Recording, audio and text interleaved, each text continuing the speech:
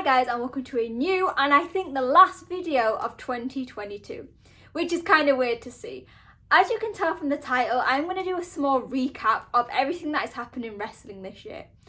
Like last year's video, which you can watch somewhere around here, I will only really be focusing on three. So I'll be focusing on New Japan, a bit of DDT and a bit of Tokyo Joshi, because they're the promotions that I watch. So if you're here for WWE, AEW, Noah, I'm sorry that is not in this video.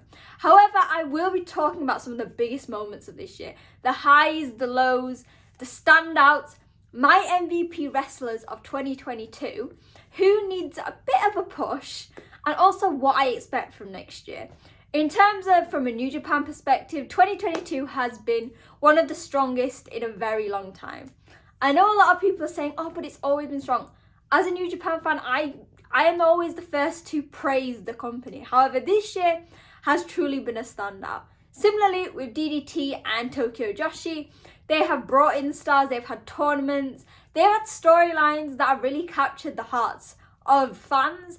And with the slow easing of restrictions, so we've seen a lot more international talent in all these companies, and we've seen some more than others, we've seen the return of cheering in these events. So yeah, let's get started on our 2022. And like I said, there'll probably be no chronological order because a lot happened this year.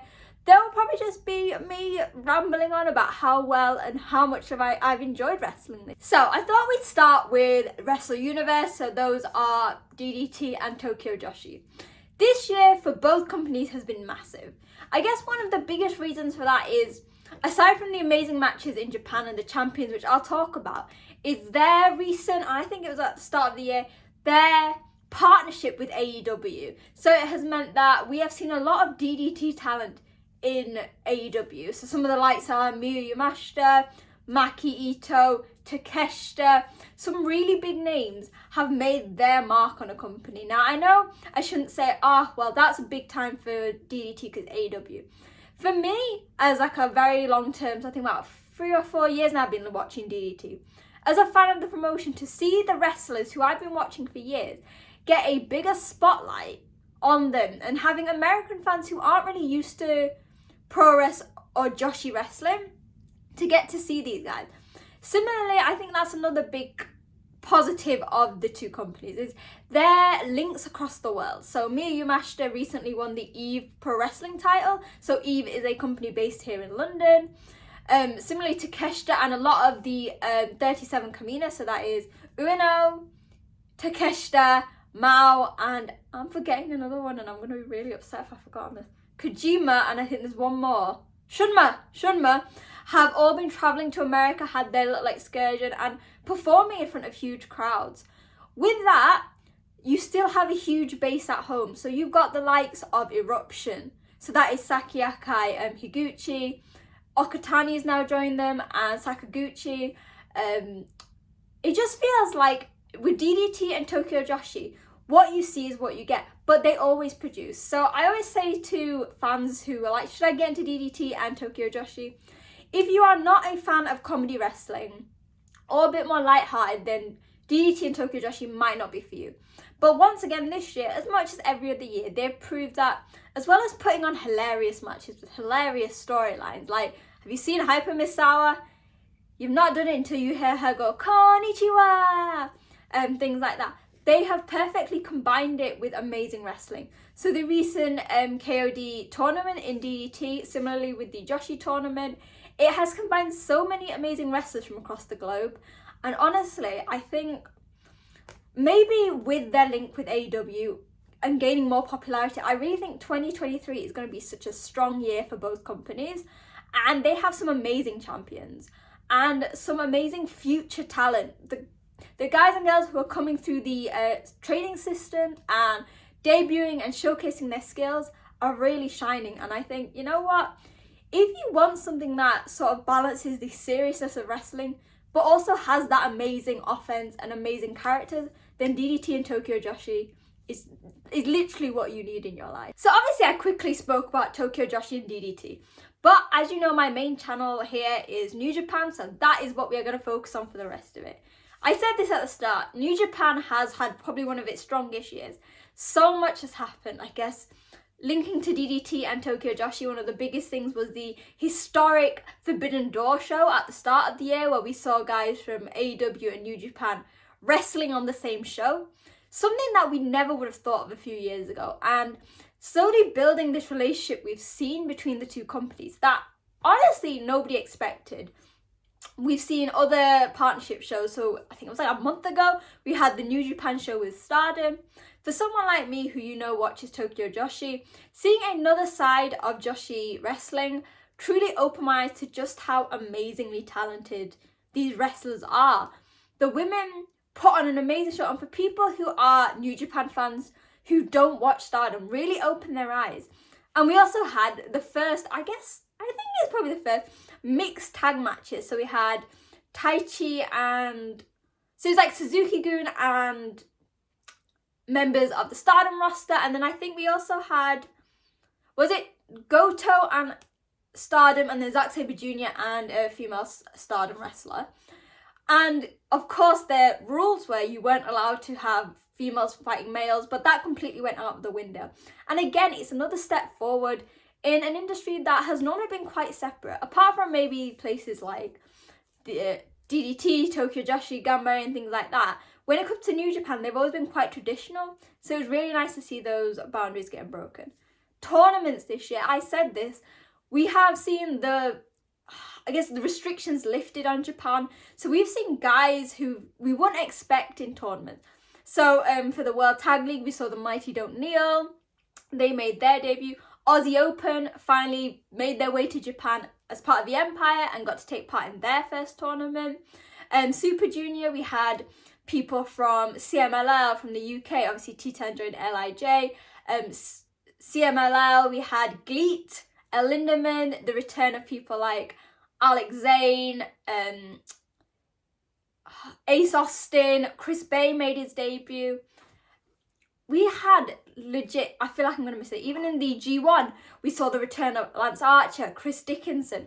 People that we wouldn't have expected in the past few years to be in a New Japan ring came back. I mean, FTR made their New Japan debut. It's legit been probably one of the strongest years. Combining with that, we've also had some amazing title runs. We've had some amazing storylines going forward. So we know the King of Pro Wrestling title, when it was created, was it like 2-3 years ago by Okada? It was a bit of a joke. But in 2022, between the likes of Taichi and Shingo Takagi, it has really been elevated. Similarly with the junior tag titles, we know that is a division that has been seemingly underrated, very hot potato-y with the belts. This year we saw the rise of Catch 2-2.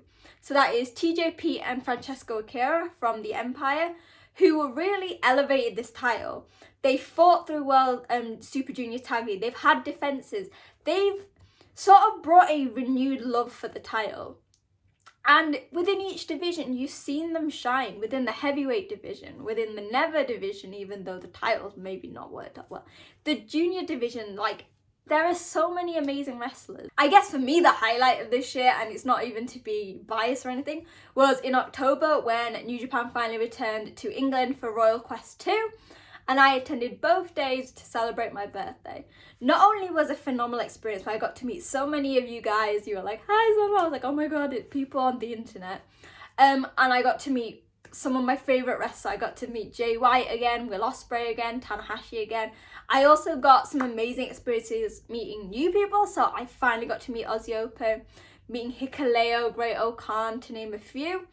I saw some amazing wrestling. What I love about New Japan is through their partnerships with AEW, Stardom, and obviously the long-standing link with Rev Pro, they had some amazing matches between the companies, and you got to see not only the present and future of New Japan, but also the present and future of British wrestling. So guys like Michael Oku, Robbie X, Kanji, to name a few, all shone, and I think that has been sort of, I guess I don't want to keep repeating, but I think that's been the theme of New Japan.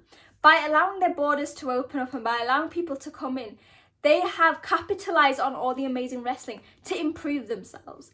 the junior division, the heavyweight division, the tag divisions have all had to get better within New Japan to keep up with the outside talent. On the topic of outside talent, it's not always the best. 2022 has also seen the rise again of the topic of giving belts to those who are not signed to New Japan contracts.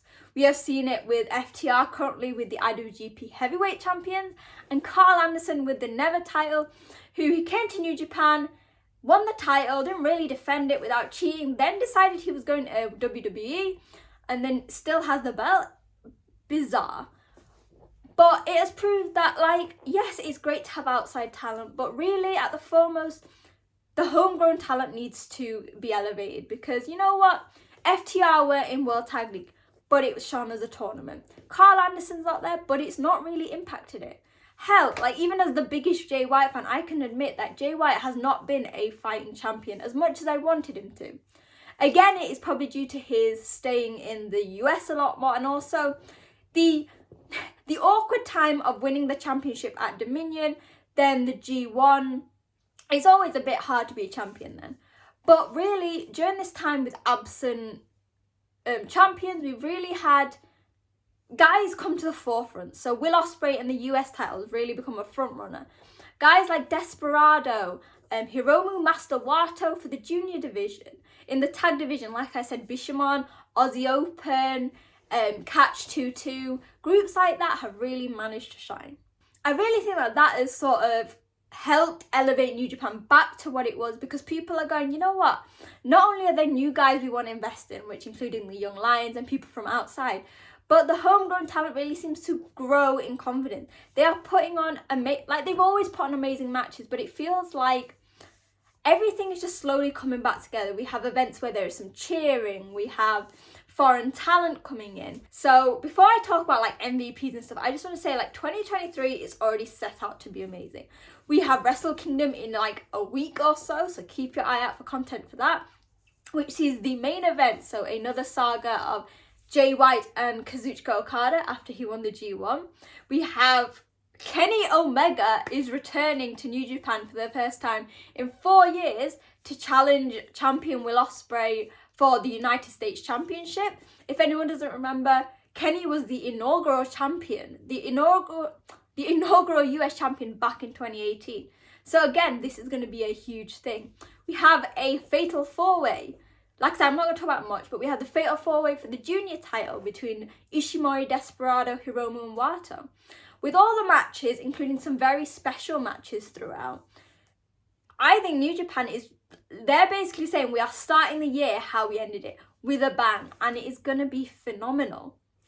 Now, I guess it's that time where I sort of give my roundup of 2022. So let's do this up. We'll look at best heavyweight wrestler in New Japan, best junior heavyweight wrestler, best tag team, that's all New Japan, best female wrestler, and then best DDT wrestler.